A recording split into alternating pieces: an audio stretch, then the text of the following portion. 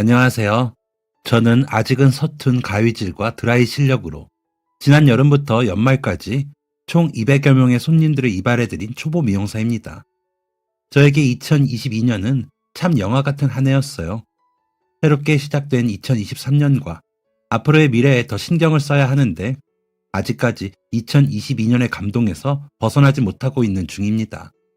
작년 한 해는 제게 참 긴 시간이었습니다. 코로나가 곧 끝날 거라는 생각으로 미련하게 아르바이트를 전전하며 지냈던 2년 동안 주변의 많은 사람들이 제 곁을 떠나갔습니다. 저는 대학로의 극단에서 일을 하고 있었는데 잘 나가는 동료들과는 달리 그렇다 할 배역이라는 게 정해지지 않은 듣보였습니다. 듣보가 뭐냐고요? 듣지도 보지도 못한 것을 듣보라고 한답니다. 배우라는 꿈을 품고 들어간 극단에서 제가 하는 일은 무대에서 펼치는 열연이 아닌 청소를 하고 사람들 심부름을 하는 그런 역할이었어요. 드디어 제게 도착한 대본에서 아주 작은 캐릭터를 맡게 되었을 때 무대 구석에 서 있는 제게 한 선배가 그렇게 말했었어요. 어이 듣보, 그래 너 말이야 너. 무대 위에 있는 사람도 무대 아래에 있는 사람도 모두가 저를 바라보았어요. 제가 입단한 이후로 아마 가장 많은 사람들이 제게 관심을 가졌던 순간이 아닌가 생각합니다. 비록 그 순간마저도 아주 짧게 시선이 머물렀다가 관심 없다는 듯 다른 곳으로 시선을 돌린 사람들이 대부분이었지만요.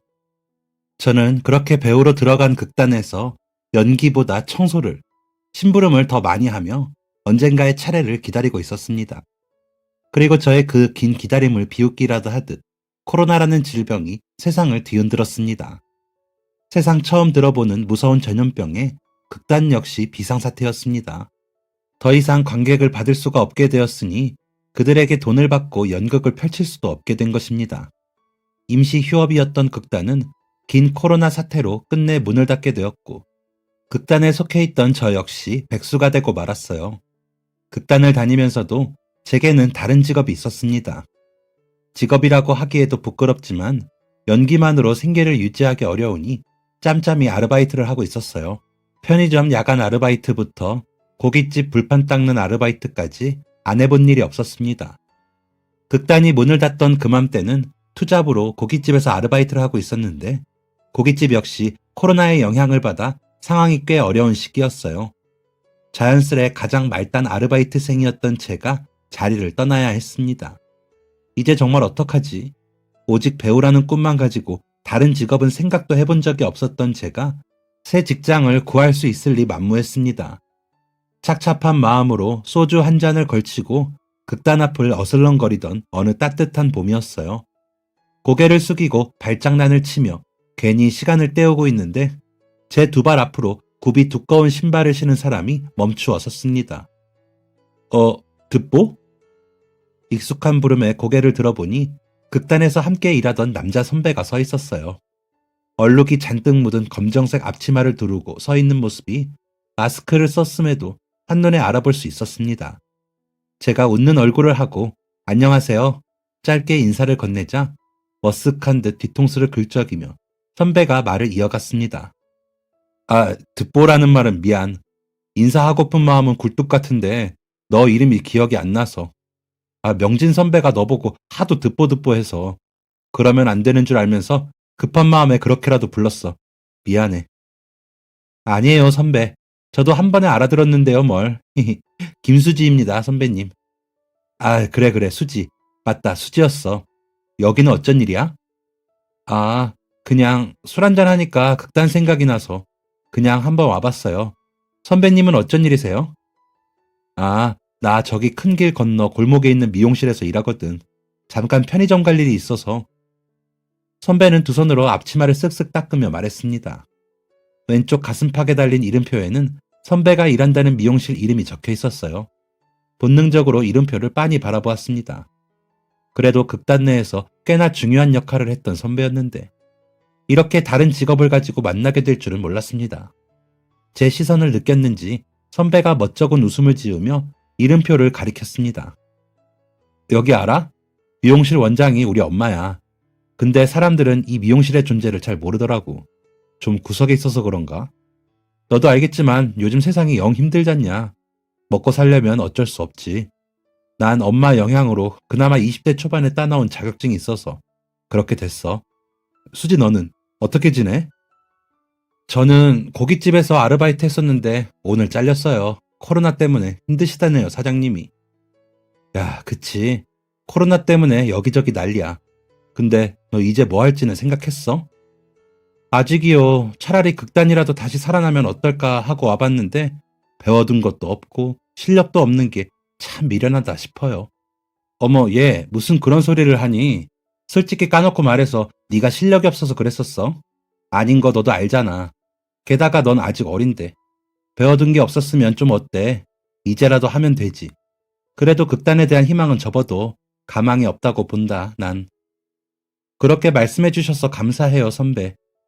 그래, 나 마감하러 가봐야 해서. 다음에 또 연락하자. 그때 보면 술이라도 한잔 하자.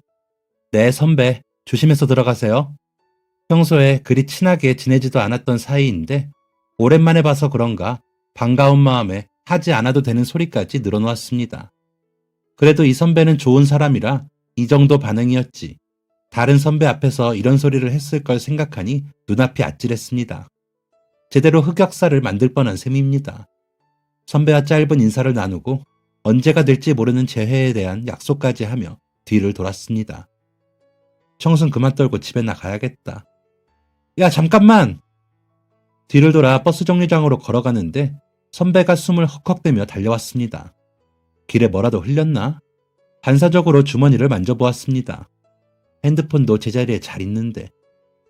수지야, 내가 이런 오지랖 부리는 성격 진짜 아닌데 너 지금 나랑 같이 우리 미용실 갈래? 미용실이요? 거기는 왜? 아, 엄마랑 마감하고 맥주 한 캔 하기로 했는데 너 이렇게 보내기 뭔가 아쉽기도 하고 우리 엄마 나 연기하는 거 맨날 반대만 해서 극단에서 사귄 사람들 한 번도 소개해드린 적 없었거든. 잔소리할 게 뻔해서. 근데 오랜만에 너 이렇게 보니까 갑자기 내가 활력이 돈다. 이제 나는 다시 연기 생활로 돌아갈 생각이 없으니까 우리 엄마한테 소개해도 잔소리 안 하실 거고 너 괜찮으면 기분 좋게 한잔하면 어때? 나 일하는 곳 구경도 하고. 선배는 헐떡이는 목소리로 주절주절 빠르게도 말을 뱉었습니다. 숨 쉴 틈도 없이 급하게 뱉어대는 그 말들이 꼭 거절당할까 두려워하는 초등학생 같아서 저도 모르게 고개를 끄덕였습니다. 맨정신이었으면 절대 거절했겠지만 술이 한 잔 들어간 상태라서 그런 건지 아니면 밀려오는 극단 시절의 추억 때문인지 거절하고 싶지가 않더라고요. 그렇게 신이 나서 제잘되는 선배와 함께 선배가 일하고 있다는 그 미용실로 들어갔습니다. 저희 어머니와 연령대가 비슷해 보이는 아주머니께서 선배가 입은 앞치마와 똑같은 앞치마를 두르고 매장을 청소하고 계셨어요. 그 모습을 보니 내가 지금 뭘 하고 있는 거지 싶으면서 정신이 확 들었습니다. 시선을 돌려 바라본 유리창 너머로 벚꽃잎이 눈송이처럼 떨어지고 있었습니다. 아, 그냥 거절할걸. 엄마, 맥주 사왔어. 맥주를 공장에서 만들어 왔어? 왜 이렇게 늦어 늦길? 누구야? 아주머니께서 한 소리 늘어놓으시다가 저를 보시고 흠칫 놀라셨습니다. 투명한 말투로 하시는 질문에 저희 어머니 생각이 났어요. 저희 어머니께서도 늘 투명한 말투로 말씀하시지만 속은 참 따뜻한 분이시거든요. 모든 엄마들의 공통점인가? 혼자 생각하며 피식 웃음이 새어나왔습니다. 나 극단 일할 때 후배. 안녕하세요. 처음 뵙겠습니다. 김수지라고 합니다. 몸이 어쩌다가 극단 사람을 소개한대? 다니는 동안 한 번도 안 데리고 오더니. 그래요. 어서 와요. 얼굴은 뽀해가지고 예쁘네. 칭찬 감사합니다. 아무래도 선배가 워낙 조심스러운 성격이라 그래서 아무도 안 데려왔었나 봐요. 우리 아들 잘 모르는구먼. 얘가 뭐가 조심스러운 성격이야. 그렇게 포장 안 해도 돼요. 근데 어떻게 이렇게 왔대? 보통은 어른 있다 그러면 불편해서 안 오려고 할 텐데 혹시 우리 아들이 선배랍시고 억지로 데려온 건 아니에요? 아니에요. 전혀 그런 일 없었어요. 엄마는 내가 무슨 억지로 데려와. 그냥 여기 한번 보여주고 싶었어. 혹시 둘이 그렇고 그런 사이?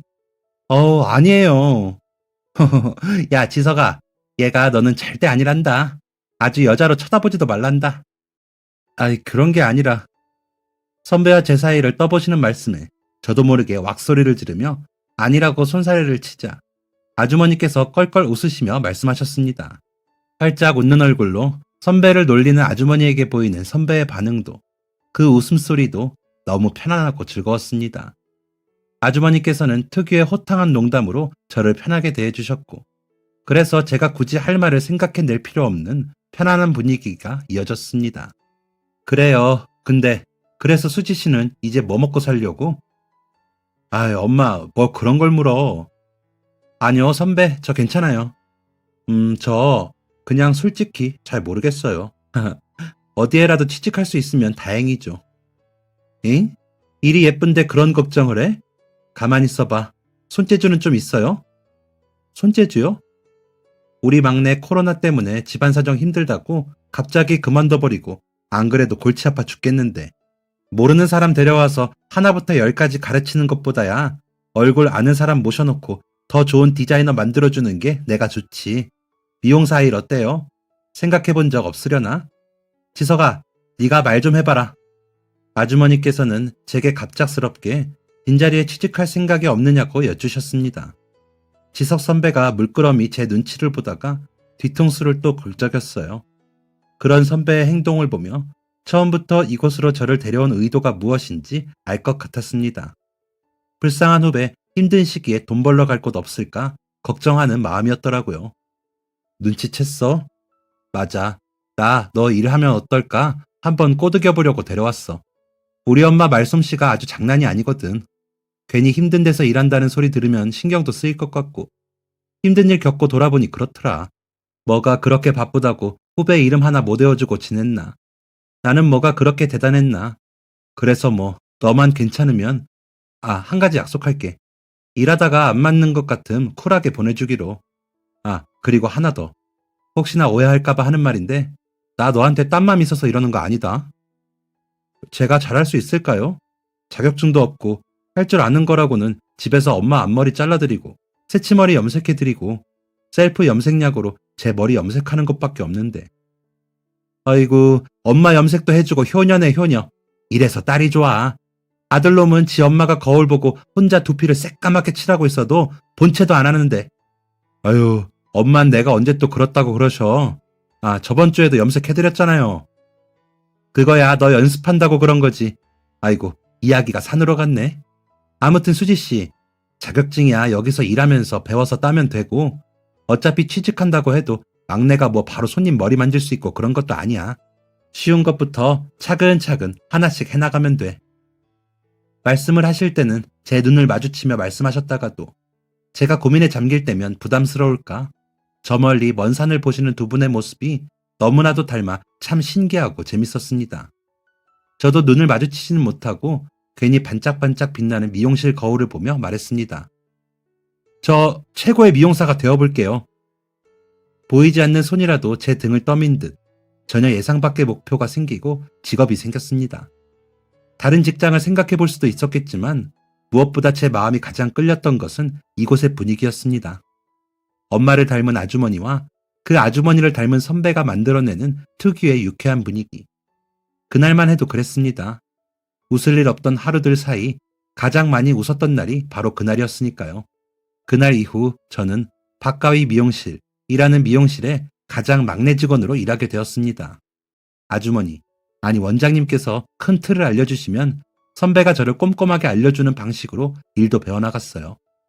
서툰 가위질에 손도 많이 베이고 어설픈 것 투성이었지만 손님들을 대하는 원장님을 보고 있으면 언젠가의 제 미래를 머릿속으로 그리며 두근대고 설렜습니다.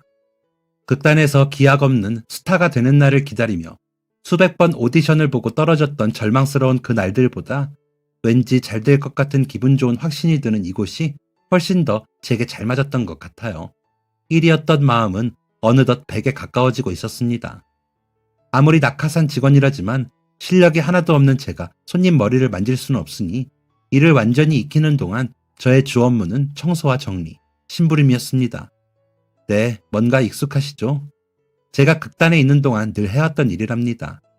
하루 종일 청소와 정리, 심부름을 하고 있으면 어느새 선배가 저를 조용히 불러 의자 뒤에 세우고는 했습니다.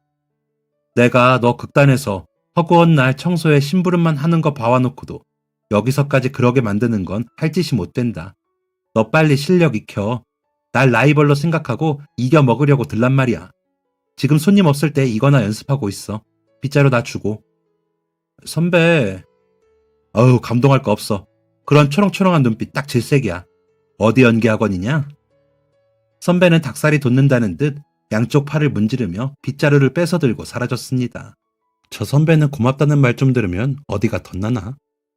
선배의 오버액션에 웃음이 피식 새어나왔습니다. 제 손에서 나는 가위질 소리와 선배의 콧노래가 겹쳐 들리면서 꼭 하나의 음악을 연주하는 기분이 드는 그런 봄이었습니다. 그렇게 좋은 분들과 인연을 쌓은 지도 수개월이 흘렀습니다. 미용실 유리창 너머 분홍빛이 돌던 나무는 어느덧 짙은 녹색잎이 자리했어요. 문을 다 닫고 에어컨을 틀고 있는데도 거리의 매미소리가 시끄럽게 문틈 사이로 비집고 들어오는 여름이었습니다. 그날도 무지하게 더웠던 것 같아요. 손님도 없고 할 일도 없는 평일 오후, 원장님은 은행에 볼일을 보러 가시고 선배와 저 둘이서 시원한 아이스 커피나 한잔 하자며 모여 앉아 예약자 명단을 확인하고 있었습니다. 짤랑. 문이 열리는 소리에 둘이서 동시에 입구를 바라봤어요. 그리고 그곳에는 조금 낯선 비주얼의 한 아저씨가 쭈뼛거리며 서 있었습니다.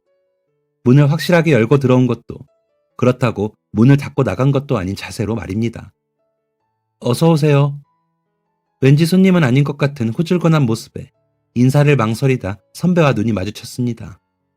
꾀지재한 얼굴과 한참을 감지 않은 듯한 머리, 덥수룩한 수염은 노숙인을 연상시키는 듯한 모습이었어요.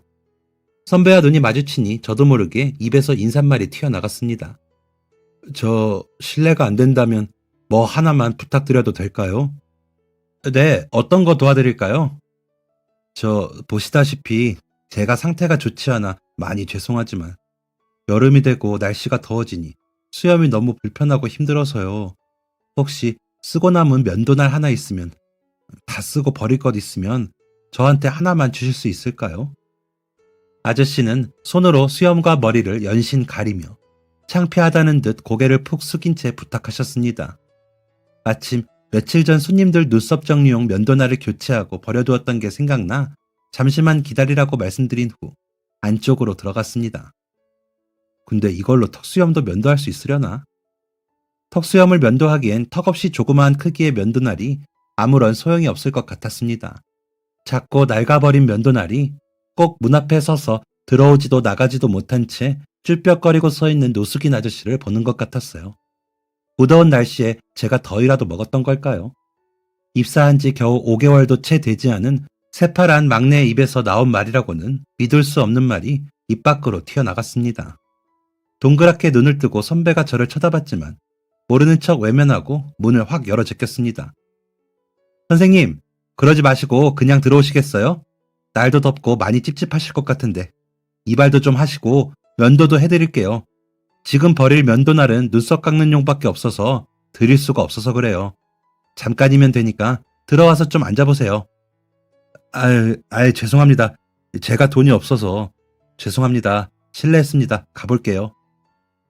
들어와 앉아서 이발도 하고 면도도 하고 가시라는 말에 돈을 내라는 말로 알아들으신 건지 그 아저씨가 서둘러 문을 나서려고 하셨습니다. 동그랗게 뜬 눈으로 바라보고 있던 선배가 다급하게 달려와 아저씨의 팔을 붙잡았습니다. 선배의 행동에 놀라서 쳐다보자 찡긋 윙크를 해보이고는 아저씨에게 능글맞게 하는 말이, 에이, 돈 안 받을게요. 이 친구 생판 초보라 연습할 상대가 필요해서 그런 거예요. 선생님은 이발하고 면도하셔서 좋고 저 친구는 연습하면서 실력 쌓을 수 있어서 좋고 그런 거 아니겠어요? 아, 모델한다 생각하세요. 얼른 들어오세요. 그렇게 선배는 막무가내로 아저씨를 샴푸 의자에 앉혔습니다. 나 샴푸하는 동안 너 커트할 준비해. 샴푸는 본인이 하겠다며 저를 밀어내고는 뭐가 그리 좋은지 제잘제잘 떠들어대며 아저씨의 머리를 감겨드리기 시작했어요. 들어오시라 말을 뱉어놓고도 내가 무슨 짓을 한 건가 싶어 심장이 두근거렸는데 선배가 더 나서서 저렇게 행동해주니 마음이 놓이기도 하고 고마웠어요.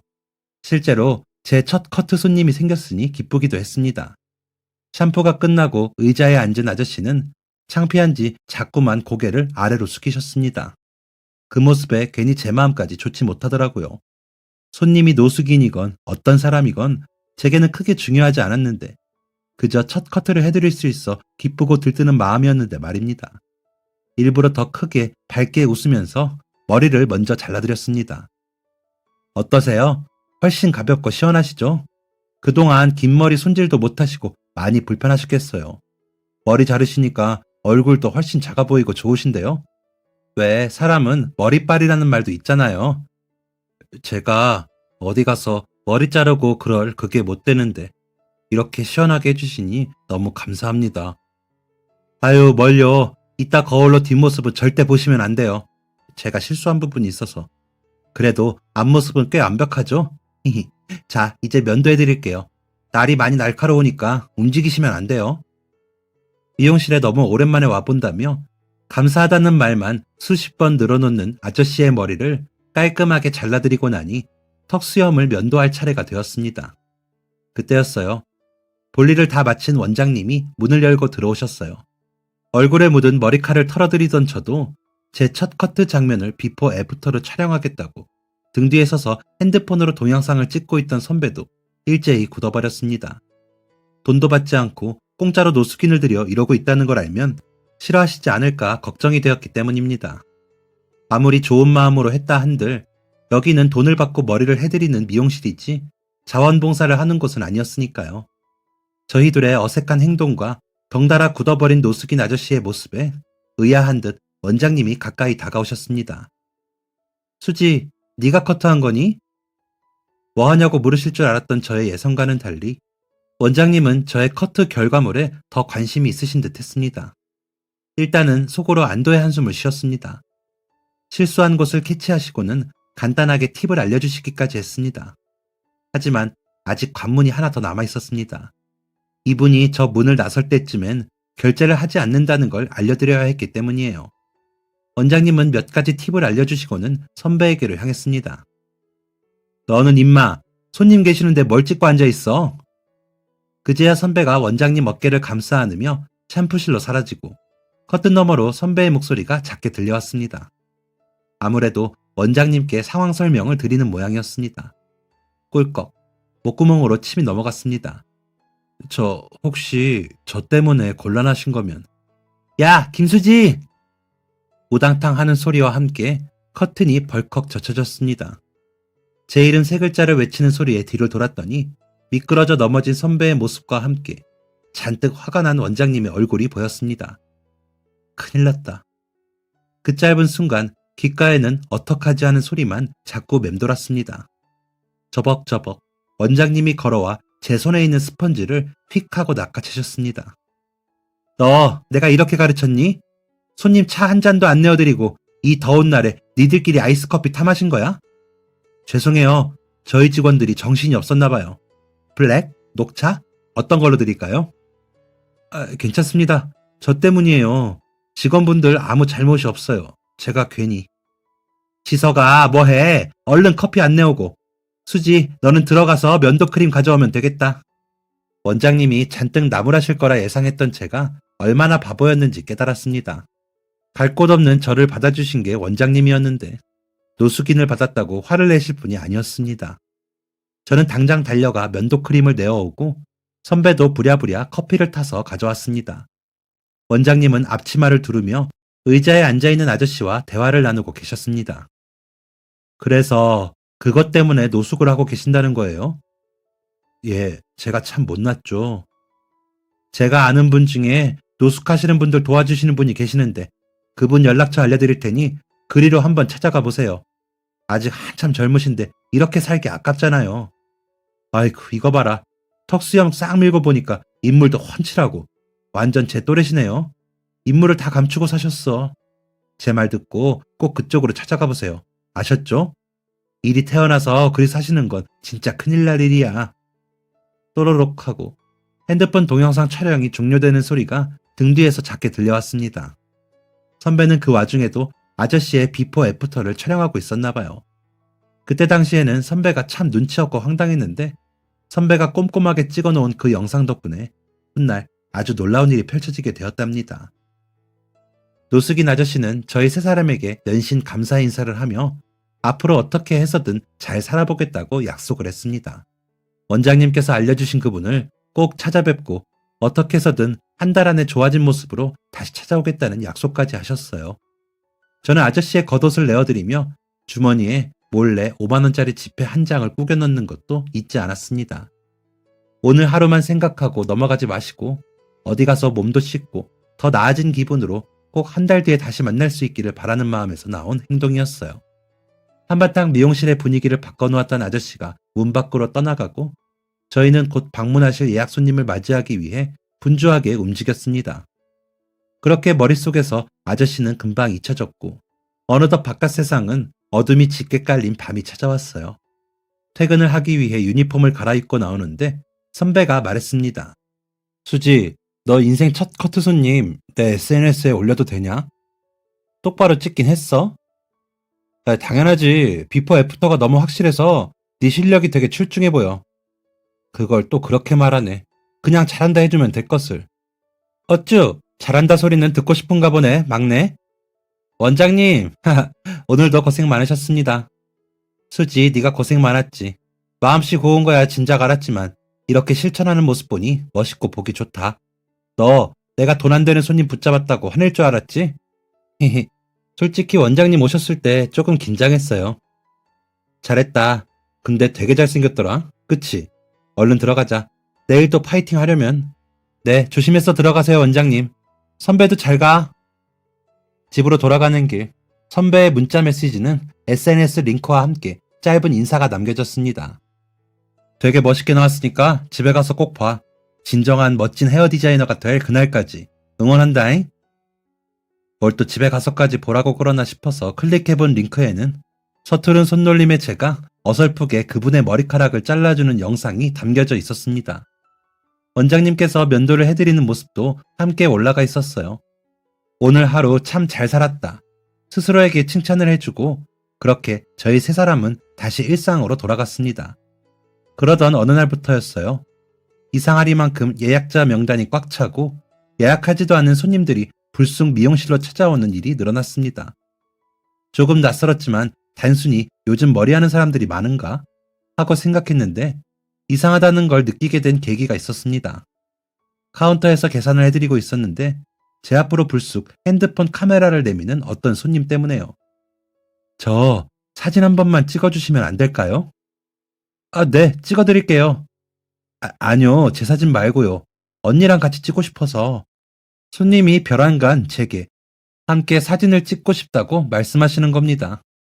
저는 당황한 마음에 떨떠름한 표정으로 함께 사진을 찍어드렸습니다. 뭐 때문이지? 주위를 두리번거렸습니다. 그리고 소파에 앉아 대기하는 손님들도 이쪽을 주목하고 계신다는 걸 알게 되었어요. 저와 눈이 마주친 한 명, 두 명, 점차 핸드폰을 꺼내 이쪽으로 다가오기 시작했습니다. 그 언니 맞는 거죠? SNS에서 봤어요. 네? 어떤, 그 있잖아요. 노숙인 비포 애프터. 완전 멋있었어요. 그걸 어떻게 보고 오신 거예요? 네?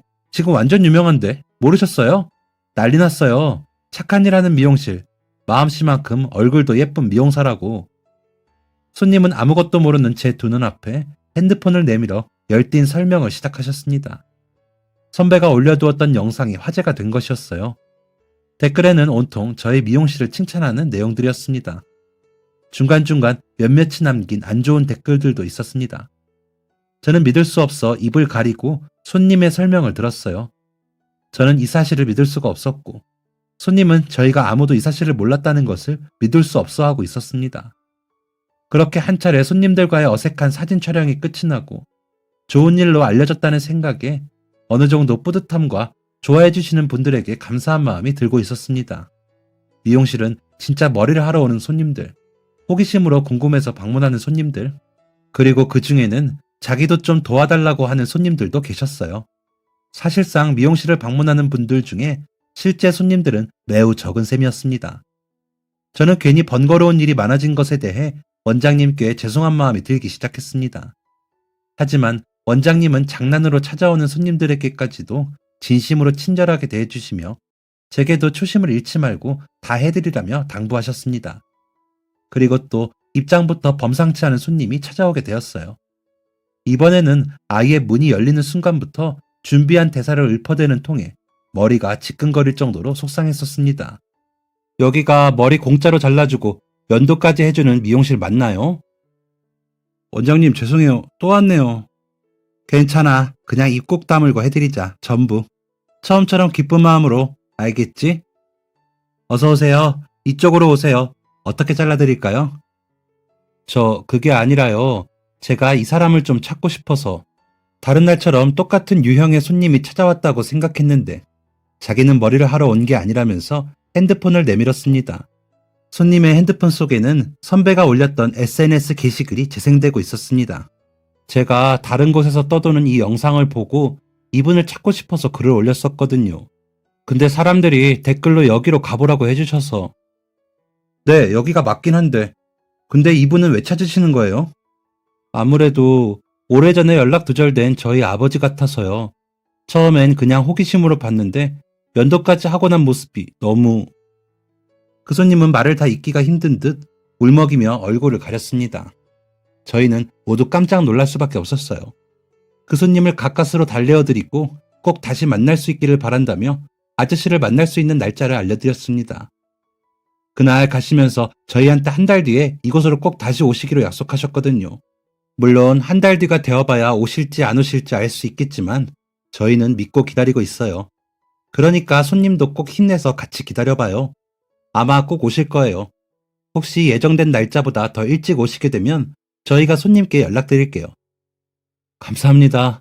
감사합니다. 저희 세 사람은 꼭 그 손님과 아저씨가 만날 수 있기를 진심으로 바랐습니다. 약속한 한 달이 가까워질 때마다 혹시나 아저씨가 다시 와주지 않을까봐 걱정으로 가득했어요. 그리고 약속했던 한 달째가 되던 날, 그때 그 손님이 미용실 오픈 시간 전보다 훨씬 일찍 도착해서 저희를 기다리고 계셨습니다. 이렇게 일찍 오셨어요? 혹시나 해서요. 저 신경 쓰지 마시고 들어가서 일들 보세요. 저 여기서 기다리면 돼요. 저 신경 쓰지 마세요. 아니, 그래도 어떻게 그래요? 일단 들어와서 기다리세요. 아직 날씨도 더운데. 아니요, 제가 죄송해서 그래요. 저 신경 쓰지 않으셔도 돼요. 아니라니까요. 일단 들어오셔서. 손님과 한창 실랑이를 벌이고 있을 때였습니다. 저 멀리서 훤칠한 아저씨 한 분이 이쪽으로 걸어오셨고 저는 한눈에 알 수 있었어요. 그때 그 아저씨라는 것을요. 너무나도 달라진 외모에 입이 쩍 벌어졌습니다. 말을 하다 마는 저를 보고 손님도 뒤돌아 그 아저씨를 바라봤어요. 멋쩍은 웃음을 지으며 이쪽으로 걸어오는 아저씨의 모습은 노숙인이었다는 사실이 믿기지 않을 정도로 반짝반짝 빛이 났습니다. 아빠? 어느 정도 거리가 가까워졌을 때쯤 손님이 그 아저씨를 작은 목소리로 불렀습니다. 그러자 웃으면서 걸어오던 아저씨의 발걸음이 뚝 멈췄습니다. 굳어버린 얼굴을 하고 아저씨가 뒷걸음질을 치는데 손님이 달려가 아저씨를 붙들었습니다. 엉엉 눈물을 흘리는 손님과 그런 손님을 꼭 끌어안고 함께 눈물을 흘리는 아저씨의 모습은 영락없는 부녀지간의 모습이었습니다. 아빠, 어떻게 된 거야? 그동안 어디에 있었어? 민영아, 미안하다. 미안해. 미안하다고만 하지 말고 대체 어디 있었어? 왜 나한테 한 번도 연락하지 않았어? 아빠가 잘못했다. 오늘 또 나 버리고 갈 거야? 혼자 그렇게 남처럼 살 거야? 무슨 소리야. 내가 다시 일어서기로 결심하고 가장 먼저 생각했던 게 우리 딸인데. 민영아, 아빠가 오래 걸려서 미안하다. 아빠가 나쁜 마음으로 다 포기하려고 했던 거 정말 미안해. 이제 안 그럴게. 이제 정말 정신 차리고 똑바로 살게. 미안해, 민영이. 그동안 아빠 때문에 혼자서 많이 힘들었지. 알고 보니 그 아저씨는 딸과 둘이서 살고 있었는데 사업이 망하고 빚더미에 앉게 되자 지레 겁부터 먹고 집을 도망쳐 나와 길바닥 생활을 시작했던 것이었습니다. 아빠 때문에 나만 고생했다며 작은 주먹으로 아저씨의 가슴을 내려치는 그 따님의 얼굴은 아빠를 미워한다기보다 그리운 아빠를 만나 반가운 표정으로 가득했습니다. 두 사람의 뭉클한 재회를 지켜보고 있다 보니 오픈 시간이 되어버렸고 다음에 또 찾아오겠다는 인사를 남기고 두 부녀는 발걸음을 옮겼습니다. 덕분에 잃어버린 저 자신뿐만이 아니라 사랑하는 가족까지 찾았습니다. 정말 고맙습니다. 우리 아빠 사람 만들어준 거 평생 잊지 않을게요. 감사합니다. 눈물의 재회와 함께 남겨진 그 따뜻한 감사 인사는 저희 세 사람의 가슴 속에 오래도록 진한 기억으로 남았습니다. 야, 선배, 솔직히 너 그때 저 아저씨 문 열고 면도기 달라 그럴 때 얼굴 잘생긴 거 한눈에 알아보고 나 도와줬던 거지? 뭐래? 말도 안 되는 소리 하고 있어. 어디 얼굴이 제대로 보이기라도 했어야지. 근데 저렇게 잘생긴 건 반칙 아니야? 와, 솔직히 배우상인데. 그러게, 우리가 그쪽에서 꿈을 품어봐서 그런가? 솔직히 내가 저 얼굴로 태어났으면 연기 생활 아주 잘 풀렸을 것 같아. 에이, 연기 뭐 얼굴로 하는 거냐? 선배 봐, 얼굴이 훌륭하진 못해도 연기력이 훌륭하니까 인정받았었잖아. 잠깐만, 이거 칭찬이냐, 욕이냐? 욕인지 칭찬인지 모르겠으면 거울을 보고 오픈 준비 안 할 거야, 너네? 원장님의 꾸지람으로 시작된 그날 하루의 업무는 꽤나 행복했습니다. 감추려 해도 뿌듯한 마음이 자꾸만 목구멍 밖으로 새어나왔습니다. 평소보다 100배는 더 친절한 얼굴로 손님들을 맞이했던 것 같아요. 저희는 다시 일상으로 돌아갔습니다. 언제나 그랬듯 저는 미용실의 막내로 열심히 일했고요. 사람들에게서도 금방 잊혀지는 듯 했습니다. 다시 평범한 하루들이 반복되고 있었거든요. 그러나 얼마 후 저희가 그렇게 평범한 하루를 지냈는 건 허락할 수 없다는 듯이 또다시 사람들이 몰려들기 시작했습니다. 핸드폰 카메라가 아닌 인터뷰용 카메라까지 저희를 촬영하기 시작했어요. 안녕하세요. 노숙인을 돕는 것도 모자라 가족까지 찾아주셨다고 해서 인터뷰를 하고 싶어서 찾아왔습니다. 시간 괜찮으실까요? 네. 그 아저씨의 따님이 그동안 일어났던 일을 SNS에 깔끔하게 정리를 해서 올리게 되었고, 감동적인 이야기라며 사람들이 하나둘씩 관심을 가져주시기 시작한 것이었습니다. 이야기가 퍼져나가자 이렇게 인터뷰를 하겠다는 사람까지 찾아오게 된 것이었어요. 솔직히 당연히 거절하려 했습니다. 저희가 뭐 그렇게 대단한 일을 한 게 아니라고 생각했기 때문이었어요. 누군가는 이런 과장된 이슈가 불편하게 느껴질 수도 있는 부분일 테고요. 하지만 제게 마이크를 들이미는 그 사람의 질문이 잘못되었다는 생각에 그만 인터뷰를 수락하고 말았습니다. 저는 인터뷰가 시작되자마자 곧장 그분의 질문부터 수정해 드렸습니다. 저희가 그때 그분을 돕는 것도 모자라 가족까지 찾아준 걸로 알려져 있다면 바로잡고 싶어서 인터뷰를 수락했습니다. 그때 그분께도 말씀드렸었는데 그날 그분을 작정하고 도와드린 건 아니었고요. 제가 아직 초보 미용사라 연습 삼아 샴푸해드리고 커트까지 해드리게 된 거예요. 그분께도 제게도 좋은 기회였다고 봐주시면 될 것 같습니다. 그리고 가족을 찾아드렸다고 많은 분들이 알고 계시는데 저희는 한 게 없습니다.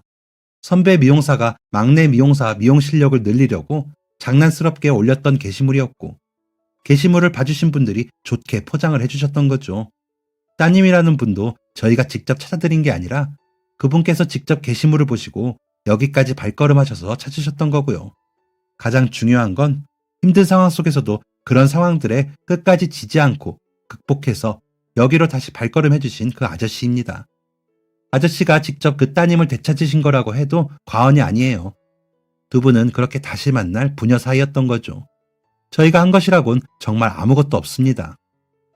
인터뷰는 그렇게 마무리가 되었습니다. 그동안 많은 분들의 칭찬 속에 가장 하고 싶었던 말이었던 것 같아요. 어느 날은 어떤 손님을 붙잡고 한참 동안 설명을 드려보기도 하고 제 개인 SNS라도 만들어서 해명글을 남겨야 하나 고민하기도 했었습니다. 하지만 오히려 인터뷰를 할 기회가 생겨 다행이라고 생각했습니다. 평범했던 미용실은 손님으로 꽉 들어찼습니다. 어떤 이유로 알게 되어 방문해주신 손님들인지는 한 분 한 분 다 알 수 없었지만 저희 세 사람의 목표는 하나였습니다. 어렵게 발걸음해주신 모든 분들에게 최고의 순간을 선물해드리고 꼭 다시 찾아올 수 있는 그런 믿음직스러운 미용실이 되어보자고. 작은 선택 하나로 미용실이 북적이게 된 것은 저 혼자만의 일이었다고 생각하지 않습니다. 그때 그 자리에 함께 있어준 선배와 원장님이 계셨기 때문에 가능했던 일입니다. 시간이 흐르고 일이 커질수록 마음속으로 저를 거두어 주셨던 원장님에게 조금이나마 도움이 될 수 있는 방향을 모색했던 것도 사실입니다. 하지만 그럼에도 불구하고 많은 분들이 제 진심을 알아주시고 따뜻한 말, 좋은 말을 나눠주시니 하루하루가 행복합니다. 다시 수개월이 흐른 지금, 사장님은 불경기 속에서 2호점 오픈을 앞두고 계십니다. 저도 이제 제법 머리를 만질 줄 아는 헤어 디자이너가 되었답니다. 물론 그때 그 아저씨와 따님도 늘 함께 방문하셔서 예쁘게 머리를 하고 가시곤 한답니다. 여전히 훤칠한 아저씨의 미모에 감탄하고는 해요. 2022년이 너무나 영화 같았기 때문일까요? 2023년에는 왠지 더 좋은 손님들을 맞이할 수 있을 것 같아 어울리지 않게 기대라는 걸 해보아요. 모두를 괴롭게 했던 코로나는 이제 잠잠해졌지만 경제는 아직 회복되지 않은 것 같아요. 얼른 모두가 행복해질 수 있는 좋은 세상으로 가봅니다. 그때까지 모두 건강하시고 행복하세요. 감사합니다. 지금까지 사연 들어주셔서 감사합니다. 사연이 재밌으셨다면 구독과 좋아요를 눌러주세요. 감사합니다. 안녕히 계세요.